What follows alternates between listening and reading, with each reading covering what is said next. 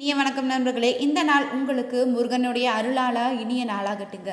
இந்த பதிவில் தொடர்ந்து எதை பற்றி பார்க்க போகிறோன்னா, இந்த ஒரு நாள் ரொம்பவே அற்புதமான நாளுங்க.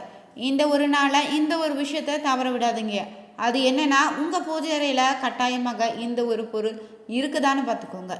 இல்லைன்னா நீங்கள் உடனே போய் இந்த ஒரு பொருளை வாங்கி உங்கள் வீட்டு பூஜை அறையில் வச்சுடுங்க. அப்படி வச்சாலே போதுங்க, உங்கள் வீட்டில் பார்த்தீங்கன்னா சகல ஐஸ்வர்யங்களும் நிறைந்துடுங்க. பூஜை அறையை நீங்கள் எப்படி பராமரிப்பது, பூஜை அறையில் என்னென்ன பொருட்கள் கட்டாயம் இருக்கணும் இருக்கக்கூடாதுன்னு தெரிஞ்சுக்கொள்ள இந்த ஒரு பதிவை ஸ்கிப் பண்ணாமல் பாருங்கள். மேலும் நீங்கள் புதியவராக இருந்தீங்கன்னா மறக்காமல் நம்ம சேனலை சப்ஸ்கிரைப் பண்ணிவிட்டு கூடவே இருக்க பெல் பட்டனை கிளிக் பண்ணிக்கோங்க. வாங்க நண்பர்களே, வீடியோக்குள்ளே போகலாம். அதற்கு முன்னாடி நீங்கள் பார்த்தீங்கன்னா, உங்களுக்கு தனிப்பட்ட முறையில் நீங்கள் ஜாதகம் பார்ப்பதாக இருந்தீங்கன்னா ஜாதகத்தில் ஒரு தெளிவான பதிவையும் பரிகாரத்தையும் பெற்றுக்கொள்ள வீடியோவில் டிஸ்கிரிப்ஷனில் கொடுத்துருக்க நம்பருக்கு கால் பண்ணி தெரிஞ்சுக்கோங்க. நாம் தினசரியுமே பார்த்தீங்கன்னா காலை மாலைன்னு 2 நேரமே வீட்டில் பூஜை செய்து வருவதும் இறை வழிபாட்டை மேற்கொள்வதும் நமக்கு அளவில்லாத நன்மைகளை தேடித்தரும். ஆனால் தற்போது நிறைய பேர் வேலைக்கு போகக்கூடியவங்களாக இருப்பீங்க. அப்படிப்பட்டவங்க நீங்கள் பூஜை அறைய வெள்ளி செவ்வாய் போன்ற நாட்களில் நீங்கள் வழிபாடு மேற்கொள்ளக்கூடியவர்களாக இருந்தீங்கன்னா, அப்படி நீங்கள் பூஜை அறையை பராமரிப்பது, வழிபாடு முறைகளை பின்பற்றுவது ஒவ்வொன்றா தெரிஞ்சுக்கலாம். பொதுவாக பார்த்தீங்கன்னா, நம்முடைய வீட்டில் பாசிட்டிவ் எனர்ஜியை அதிகரிக்க செய்யக்கூடிய இடங்களில் முக்கியமான ஒன்று இடம்னா இந்த பூஜை அறை இல்லை. வீட்டில் எப்போதுமே தெய்வீக தன்மையும் பாசிட்டிவ் எனர்ஜியும் நிறைந்திருக்க நீங்கள் பூஜை அறையை எப்படி வைத்திருக்கணும் முதல்ல தெரிஞ்சுக்கோங்க. அது ஒரு குடும்பத்துக்கு ரொம்பவே அவசியங்க. நம்முடைய பூஜை அறையில் எத்தனையோ விதமான சுவாமி படம் சிலைன்னு பல இருக்கும். நம்முடைய இஷ்ட தெய்வங்கள் படங்களும் நம்ம வைத்து தான் வழிபாடு செய்கிறோம். ஆனால் சுவாமி படங்களை தாண்டி பார்த்திங்கன்னா பூஜை அறையில் கண்டிப்பாக இருக்க வேண்டிய பொருட்கள் வழிபாடு முறைகள்னு சொல்லப்பட்டிருக்கு. இந்த முறையில் நம்முடைய தினசரி வழிபாட்டினை நம்ம தொடர்ந்து செய்து வந்தாலே பார்த்திங்கன்னா நம்ம வீட்டில் நன்மைகள் பெருகுவதோடு மட்டும் இல்லைங்க, தெய்வத்தினுடைய அருளும் நம்ம வீட்டில் எப்போதோ நிலைத்திருக்குங்க. வீட்டில் மகாலட்சுமி அருக்கடாச்சம் நிறைந்திருக்க வேண்டும் நீங்கள் நினச்சிங்கன்னா பூஜை அறையில் கண்டிப்பாக நீங்கள் மகாலட்சுமிக்கு வாசம் செய்யக்கூடிய பொருட்களாக சொல்லக்கூடிய ஒன்றான கண்ணாடி இருக்குதான்னு பார்த்துக்கோங்க. அப்படி இல்லைன்னா அதற்கு நீங்கள் என்ன செய்யணுன்னா, உடனே உங்கள் பூஜை அறையில் கண்ணாடி ஒன்று, அதாவது முகம் பார்க்கும் கண்ணாடிங்க, சின்னதாக இருந்தால் கூட போதும், அதை வாங்கி பூஜை அறையில் வச்சுடுங்க. இதற்கு நீங்கள் தினமுமே பூஜை செய்யும்போது தீப தூப ஆராதனை காமிக்கணுங்க. இப்படி நீங்கள் கண்ணாடியில் தெய்வத்தின் உருவமும் அமாவாசை போன்ற நாட்களில் பார்த்தீங்கன்னா வீட்டில் வரக்கூடிய முன்னோர்களுடைய உருவமும் பிரதிபலிப்பதால் அவர்களுடைய அருளும் ஆசையும் நம்ம வீட்டில் எப்போதுமே நிலைத்திருக்குங்க. மேலும் நீங்கள் பூஜை அறையில் எவ்வளவு விலை உயர்ந்த தங்கம் வெள்ளி போன்ற பொருட்களாலான விளக்கு ஏற்றி வழிபாடு செய்தாலும், குத்து விளக்குன்னு காமாட்சி விளக்குன்னு எந்த விளக்காக இருந்தாலும் சரிங்க, ஒரே ஒரு அகல் விளக்காகுவது ஒன்று இருக்கணுங்க நம்மளுடைய வழிபாட்டு முறையில். வீட்டில் இருக்கக்கூடிய தெய்வ சிலைகளுக்கும் நீங்கள் படங்களுக்கு பூஜை செய்யும்போது பார்த்தீங்கன்னா வெறும் விளக்கேற்றி மட்டும் வைத்து பூஜை செய்யாதீங்க. கண்டிப்பாக ஏதாவது ஒரு நெய்வேத்தியம் படைத்து தான் வழிபாடு செய்யணுமா. அப்படி உங்களால் தினமுமே ஏதாவது ஒரு உணவை சமைத்து படைத்து கூட நீங்கள் வழிபாடு செய்யலாம். இல்லையா அப்படி முடியலைன்னா சிறிதளவு கற்கண்டை வீட்டில் வாங்கி வச்சுக்கோங்க. நீங்கள் பூஜை செய்யும்போது சிறிதளவு வைத்து கூட நீங்கள் பூஜை செய்திடலாங்க. நீங்கள் சுவாமி படங்களுக்கு பார்த்தீங்கன்னா முன்னாடியே ஒரு சிறிய கிண்ணத்தில் அரிசி பருப்பு மங்கள பொருட்கள் எப்போதுமே நிரம்பி இருக்குமாறு பார்த்துக்கோங்க. இப்படி செய்வது ரொம்பவே முக்கியங்க. மேலும் நீங்கள் பூஜை அறையில் உங்கள் வீட்டில் இருக்கக்கூடிய விநாயகருடைய பாதத்திற்கு அருகிலேயே பார்த்தீங்கன்னா எப்போதுமே சிறிது அரிசி வைத்திருக்குமாறு பார்த்துக்கோங்க. இதனால் வீட்டில் எப்போதுமே உணவு பற்றாக்குறை வறுமை ஏற்படாமலே இருக்குங்க.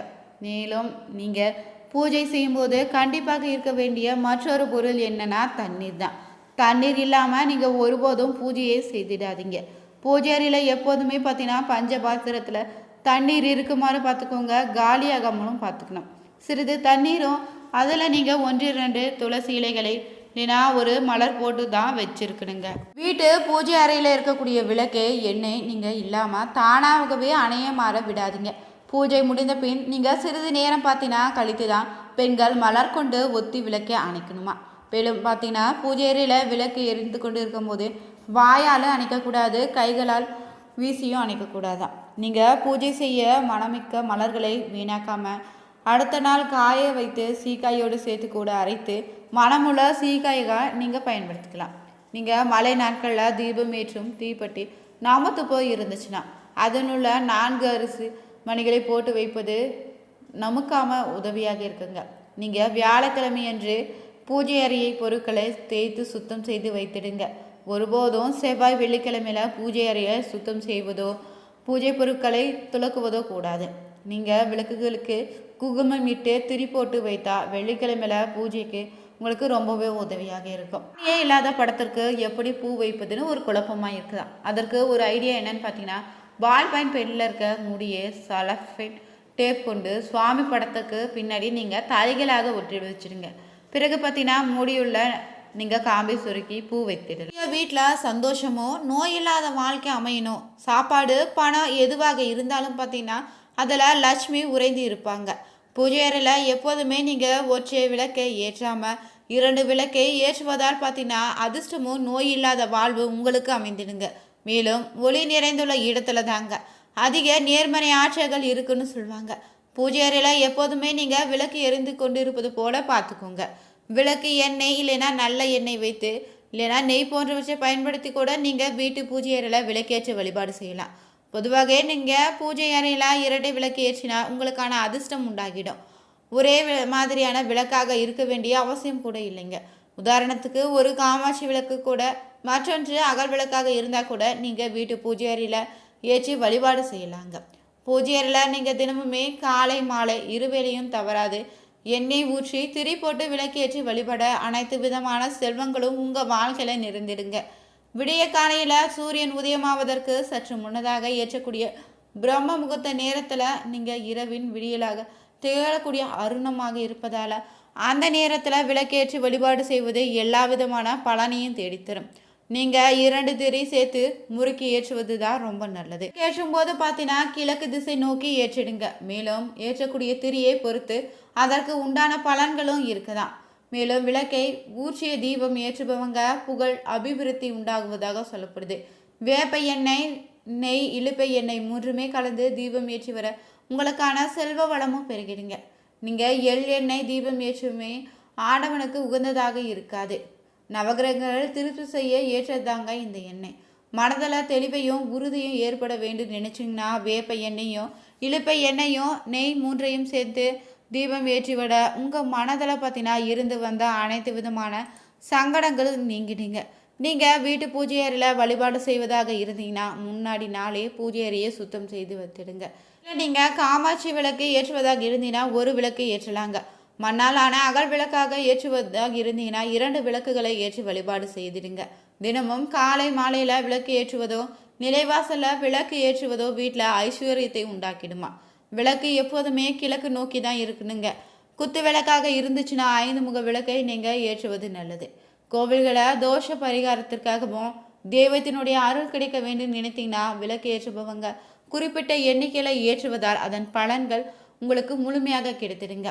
உடனடியாக பலன் கிடைத்து பிரச்சனை தீர வேண்டும் நினைச்சிங்கன்னா தோஷ பரிகாரத்திற்காக விளக்கு ஏற்றுபவங்களும் அந்த பிரச்சனை தீர வேண்டும்னு விளக்கு ஏற்ற நீங்கள் நினைச்சிங்கன்னா எந்த தோஷமும் நிவர்த்தி ஆவதற்கு எந்த தெய்வத்திற்கு நீங்கள் எத்தனை விளக்கு ஏற்ற வேண்டும்னு தெரிஞ்சுக்கோங்க. ராக தோஷம் நீங்க வேண்டும் நினைச்சிங்கன்னா 21 விளக்கு ஏற்றி வழிபாடு செய்திடுங்க. சனி தோஷம் நீங்கள் 9 விளக்குகள்னே குரு தோஷம் விலகிட 33 விளக்கு ஏற்றி வழிபாடு மேற்கொள்ளலாம். திருமண தோஷம் நீங்கிட 21 விளக்கை ஏற்றி வழிபாடு செய்திடுங்க. புத்திர பேரு தோஷம் நீங்கள் 51 விளக்குன்னே சர்ப்ப தோஷம் நீங்கள் 48 விளக்கு கலசர்ப்ப தோஷம் நீங்க 21 விளக்குன்னே கலத்திர தோஷம் நீங்கள் 108 விளக்கேற்றி வழிபாடு செய்திடலாங்க. நீங்கள் எந்தெந்த தெய்வங்களுக்கு விளக்கேற்றி வழிபட்டால் எத்தனை விளக்கேற்றணும்னு தெரிஞ்சுக்கோங்க. துர்கை அம்மனுடைய அருள் உங்களுக்கு கிடைக்க வேண்டும் நினைச்சிங்கன்னா வீட்டில் சுமங்கலி பெண்கள் துர்கை அம்மனை வழிபடுவதாக இருந்தீங்கன்னா 9 விளக்கேற்றி வைத்து வழிபாடுனே செய்திடுங்க. சிவன் கோவில்களுக்கு செல்லும் போது 11 விளக்கு என்ற எண்ணிக்கையில் வழிபாடு செய்யணும். பெருமாளாக இருந்தீங்கன்னா 15 விளக்கு ஏற்றி வழிபாடு செய்திடுங்க. சக்தி தேவியாக இருந்துச்சுன்னா 9 விளக்கும், மகாலட்சுமிக்கு நீங்கள் வழிபாடு செய்யும் போது 5 விளக்கு ஏற்றி வழிபாடு செய்திடுங்க. முருகனுக்கு 9 விளக்குங்க, விநாயகருக்குன்னு பார்த்தீங்கன்னா 5 விளக்குங்க, ஆஞ்சநேயருக்கு 5 விளக்கு, காலபைரவருக்கு 1 விளக்கு ஏற்றி வழிபாடு செய்வது அளவில்லாத பலன்களை உங்களுக்கு தேடித்தருங்க.